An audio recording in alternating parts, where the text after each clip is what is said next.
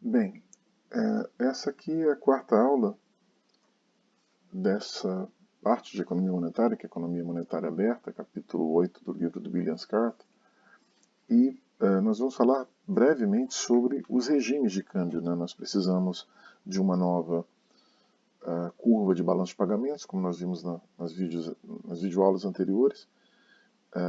Nós não podemos ficar com a conta de capitais zerada, né, como nós apresentamos antes, e a curva de balanço de pagamentos, a curva BP do modelo, precisa de uma conta de capitais. Para a gente chegar nessa conta de capitais, mantendo as hipóteses mencionadas, as hipóteses de uma pequena economia aberta, com mercado de títulos pequeno em relação ao mercado de títulos internacional, perfeita mobilidade de capitais, etc., nós precisamos de algumas hipóteses sobre essa curva BP, né? E essas hipóteses vêm dos regimes cambiais, né, que nós vamos descrever agora, o regime de câmbio flutuante e o regime de câmbio fixo. Né? No regime de câmbio flutuante, vou pegar aqui a caneta,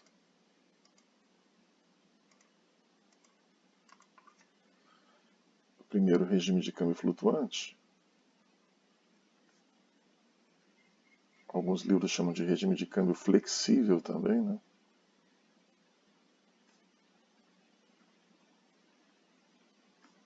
Ressaltando que é muito raro encontrar um regime de câmbio perfeitamente flutuante ou flexível. Na prática, nós temos um regime de câmbio, regimes cambiais, como o do Brasil, que são regimes mais próximos do câmbio flutuante, mas que o Banco Central, volta e meia, faz intervenções pontuais, utilizando swaps cambiais reversos e outros mecanismos de derivativos de câmbio, para sujar, vamos dizer assim, essa flutuação. Essa flutuação não é uma flutuação limpa, seria uma flutuação suja.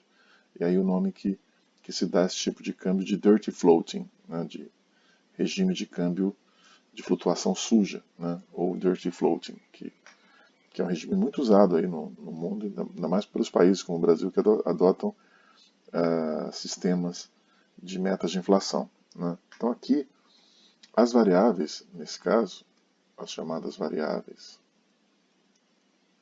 endógenas, no regime de câmbio flutuante, são a renda doméstica, nível de preços domésticos, o nível de emprego, tá? A taxa real de juros e a taxa real de câmbio, tá? Que é E maiúsculo. Tá? Então são essas as variáveis endógenas. Tá? Aliás, eu me enganei aqui, não é a taxa real de câmbio, não. A taxa real de juros e a taxa real, aliás, a taxa de variação das reservas internacionais. Tá? Isso aqui é um fluxo, não é estoque.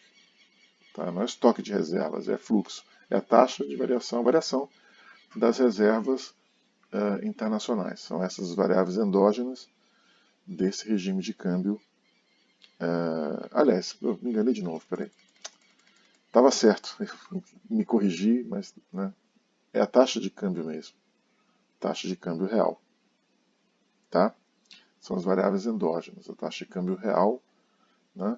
Recapitulando, renda doméstica, preços domésticos, nível de emprego, taxa real de juros e taxa real de câmbio. Tá? Agora o regime de câmbio fixo. E aí no regime de câmbio fixo a gente vai ter que diferenciar pelos prazos. Né? Você tem uma dinâmica de curto prazo, uma dinâmica de longo prazo. Elas se alteram.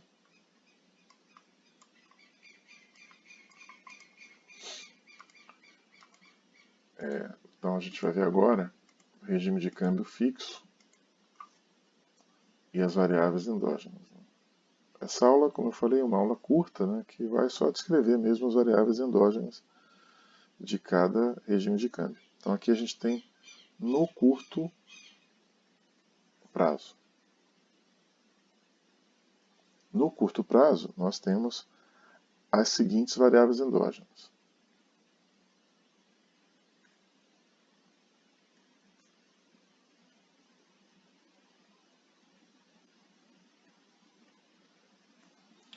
depois aqui eu vou deixar no longo prazo. Está muito feia a minha letra aqui. Eu tenho dificuldade às vezes de escrever nessa mesa digitalizadora, minha letra já é feia. E na mesa fica mais feia ainda. Então, no longo prazo, aqui as variáveis endógenas.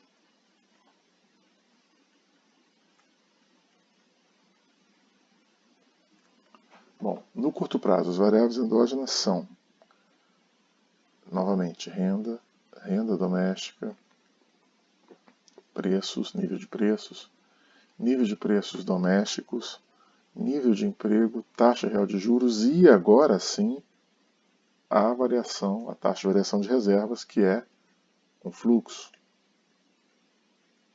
Tá? Isso no curto prazo, regime de câmbio fixo.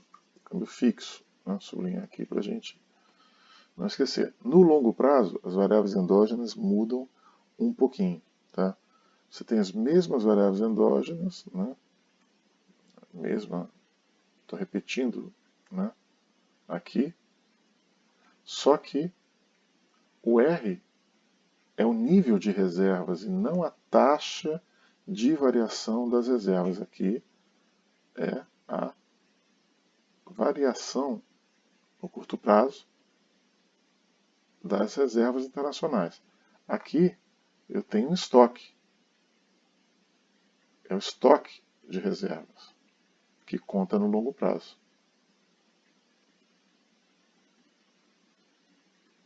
Tá?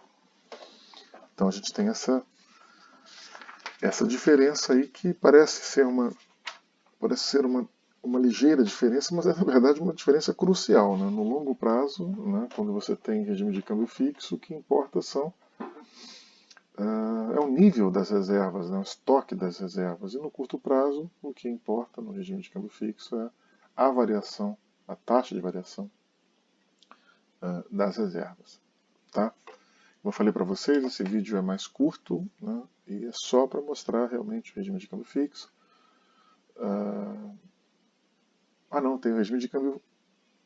Não, flutuante eu mostrei. Né? Regime de câmbio flutuante e regime de câmbio fixo. E as variáveis endógenas em cada um desses regimes. Né? Então a gente termina aqui a videoaula e agora, na próxima videoaula, a gente vai ver o novo modelo, uma introdução ao novo modelo ISLM-BP, que é o modelo Mundell-Fleming, que nós já nos referimos, e agora tem uma nova curva de balanço de pagamentos, uma nova BP. Tá? A gente falou que precisava de uma nova BP, mas antes de precisar dessa BP, a gente precisava definir, né? Antes de definir essa BP, a gente precisava mostrar quais são os regimes de câmbio. Né? Mostramos os dois, fixo e flutuante, agora vamos inserir essa nova BP dentro de um novo modelo ISLM-BP.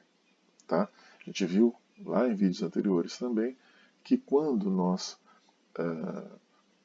perdemos a conta de capitais, né, naquela segunda situação que nós mostramos, a gente ficou com uma curva de balanço de pagamento sem conta de capitais, e isso não dá. Né, não dá para ficar com uma curva de balanço de pagamento sem conta de capitais. Né, ainda mais adotando a perfeita mobilidade de capitais. Como é que a gente vai ter perfeita mobilidade de capitais se não tem conta de capitais no balanço de pagamento? Quer dizer, uma impossibilidade teórica e prática realmente de modelagem. Agora a gente precisa de uma nova BP. Né? E essa nova BP precisa desses dois regimes de câmbio. Né? A gente tem que definir também os regimes de câmbio com os quais a gente vai trabalhar dentro dessa nova curva de balanço de pagamentos e com conta de capitais agora. Tá? Então, na próxima aula a gente vai introduzir e apresentar inicialmente o novo modelo ISLM-BP com a nova curva BP. Tá? Até a próxima aula.